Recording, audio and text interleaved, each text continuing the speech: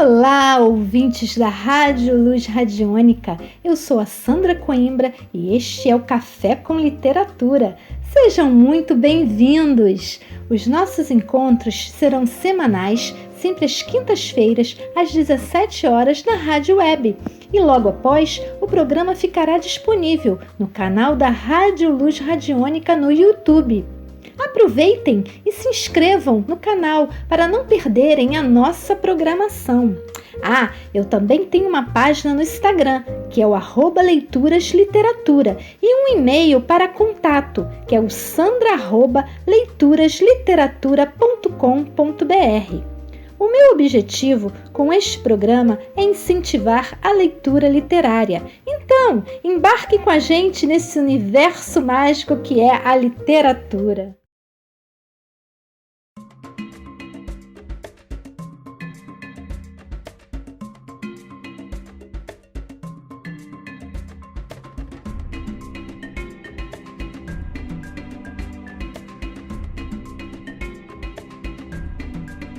Quando as teias de aranha se juntam, elas podem amarrar um leão. Provérbio africano. Hoje vou apresentar a vocês um pouco da literatura africana.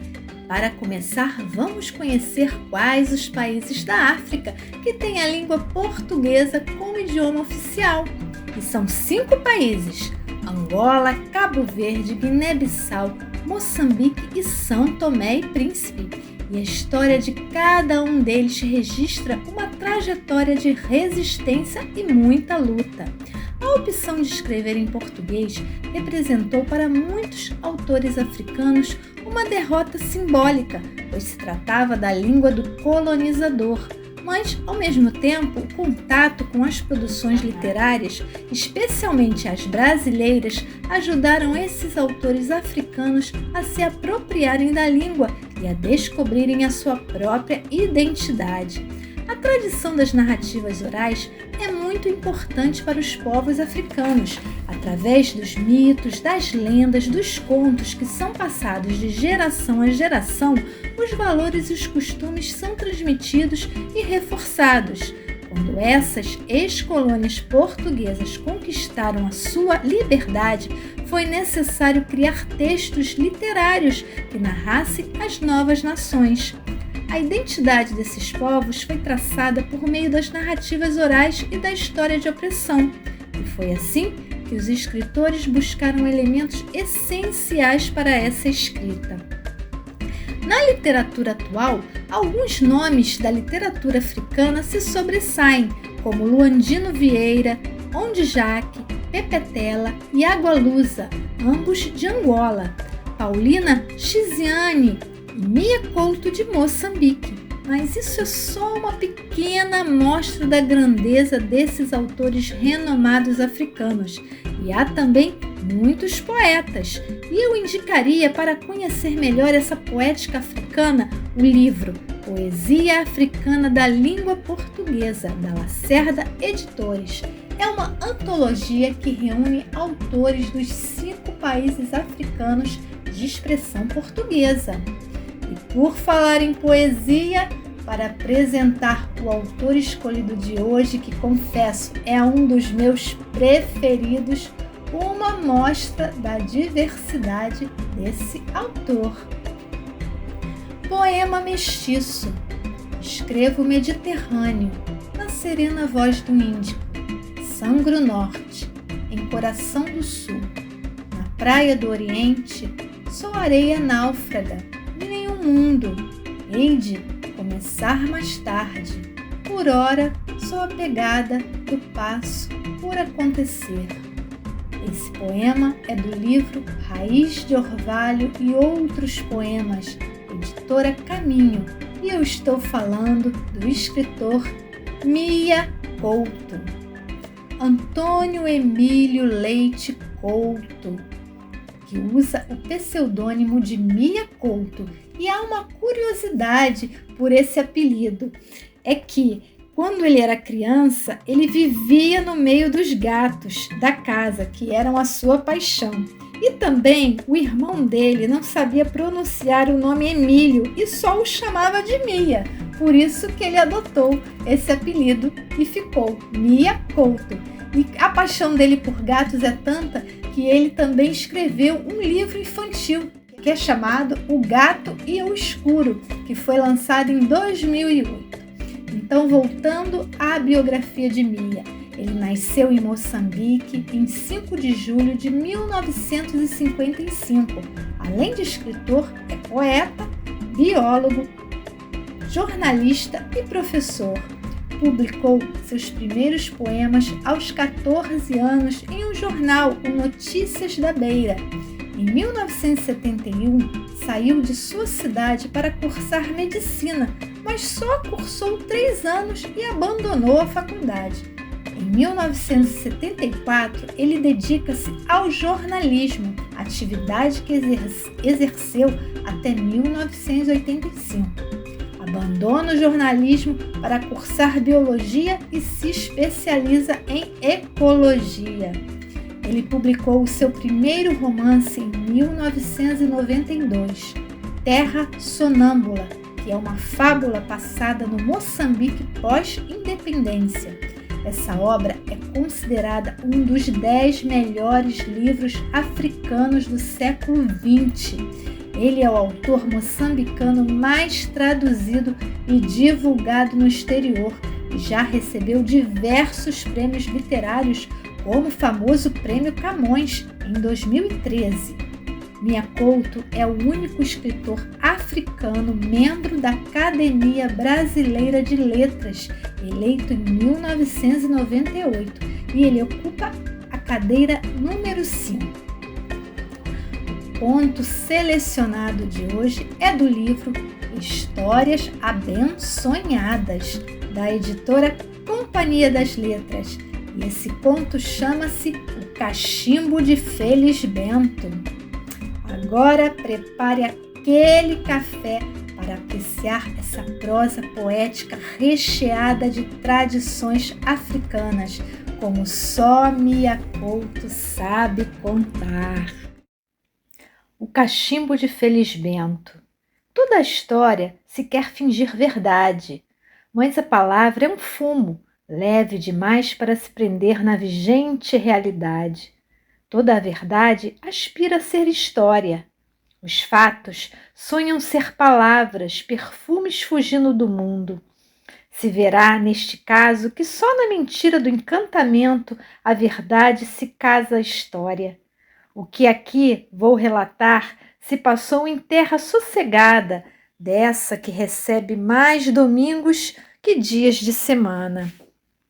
Aquele chão ainda estava a começar, recém-recente.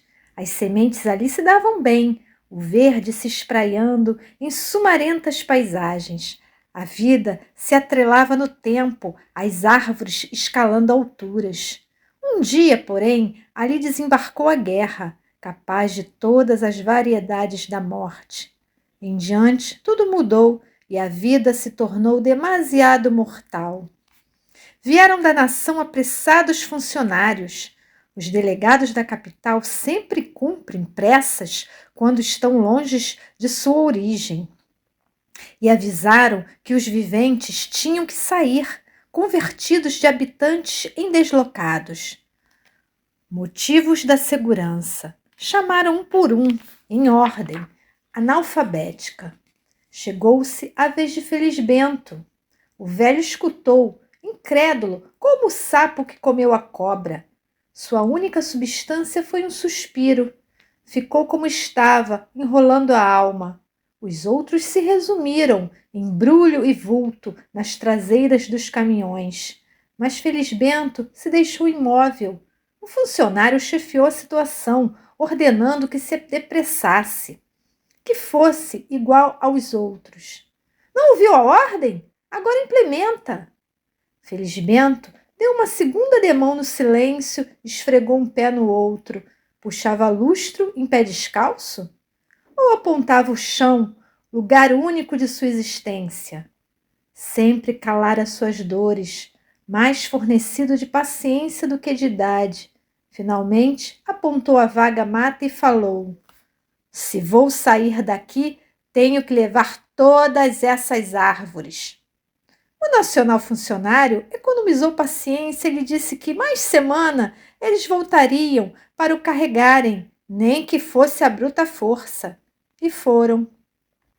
No dia sequente, o homem pôs-se a desenterrar as árvores, escavando pelas raízes. Começou pela árvore sagrada do seu quintal. Trabalhou fundo, lá onde ia covando já se desabria um escuro total. Para dar seguimentos na fundura, passou a levar um Petromax, desses que trouxera de Johnny. E tempo após tempo se demorou nesse serviço. Sua esposa lhe apontava, desapontada, a incondizência de seus atos. Nem valia a pena perguntar nada a Felisbento. Roupa de morto já não se amarrota. Teima de velho não se desfigura. A senhora ficava à janela como um relógio parado. No escuro da noite, a velha só via a locomoção do Petromax. Parecia nenhuma mão lhe segurava. Aflita, a mulher desenhou o plano.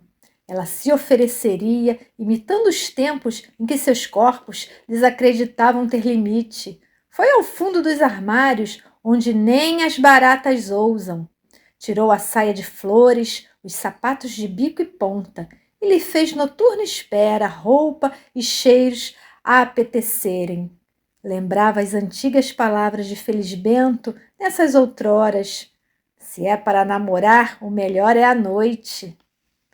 Ou que já se namoraram diverso e variado, sabe o que o quentinho do escuro, o leito do leito. De noite, os seres mudam seu valor. O dia mostra os defeitos do mundo, rugas, poeiras, vincos, tudo na luz se vê. À noite, se olha mais, se vê menos. Cada ser se revela apenas pela luz que dele emana. E ela, nessa noite, produzia suave clareza que nem lua. Felisbento chegou de sua labuta, olhou a mulher num raspão. Ficou como que encalhado, perdido à água de sua viagem. A mulher se aproximou, tocando em seus braços. Se apresentava dona de si, essa era sua irrecusável beleza.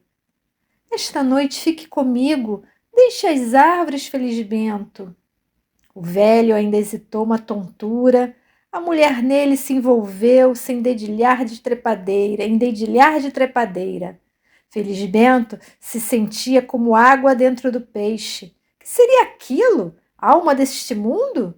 Foi quando ela, sem querer, pisou com seu sapato de ponta ao pé descalço do marido. Foi como pico em balão. O camponês recuou resolvido. Machado de volta à mão, ele reentrou no escuro. Certo dia, Felisbento veio à superfície e pediu à mulher que lhe desmalasse o fato. Preparasse a devida roupa, engolmasse os terilenes. Há mais de 30 anos que aquela roupa não cumpria cerimônia. Os sapatos já nem lhe cabiam. Os pés tinham tomado a disforme forma da descalcidão. Não havia, aliás, sapatos que lhe coubessem. Levou os antigos sapatos assim mesmo, meio enfiados, calcando os calcanhares. Arrastava-o pelo chão, não fosse separar-se os pés dos passos. E lá se foi, dobrando como caniço, nessa infância que só na velhice se encontra. Foi entrando na terra e só uma vez se virou. Não para as despedidas, mas para remexer nos bolsos um esquecimento. O cachimbo! Remexeu os interiores da roupa. Tirou o velho cachimbo e revirou-o sob a luz trêmula do candeeiro. Depois, com um gesto desanimado, atirou-o fora. Era como se atirasse toda a sua vida. O cachimbo lá ficou, remoto esquecido, meio enterrado na areia. Parecia a terra aspirava nele, fumando um inutensílio. Felisbento ingressou no buraco, desaparecendo. Ainda hoje a mulher se debruça na cova e chama por ele, mas sem gritar, doce como se chamasse uma pessoa adormecida. Ainda ela usa o vestido das flores, sapatos de ponta e o cheiro com que, em desesperança, ainda tentou a tentação de Felisbento. Depois ela se recolhe, apagada. Só os olhos, em redonda insistência, semelham coruja com insônia. Que sonhos convidam aquela mulher a existir? Os que voltaram ao lugar dizem que, sob a árvore sagrada, cresce agora uma planta fervorosa de verde, trepando invisível suporte. E asseguram que tal arvorezinha pegou de estaca, brotando de qualquer cachimbo remoto e esquecido. E na hora dos poentes, quando as sombras já não se esforçam, a pequena árvore esfumaça, igual uma chaminé. Para a esposa, não existe dúvida. Embaixo de Moçambique, Felismento vai fumando em paz o seu velho cachimbo, enquanto espera a maiúscula e definitiva paz.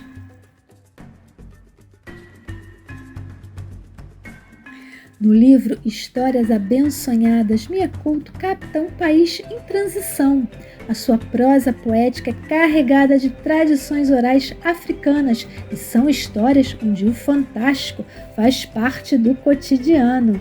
E vocês puderam notar a riqueza do trabalho com a linguagem desse escritor, que foi influenciado por autores brasileiros, como Guimarães Rosa, o autor daquele conto comovente da semana passada. Então, amores, na luz desse encantamento, eu fico por aqui. Beijos iluminados e até a próxima quinta-feira!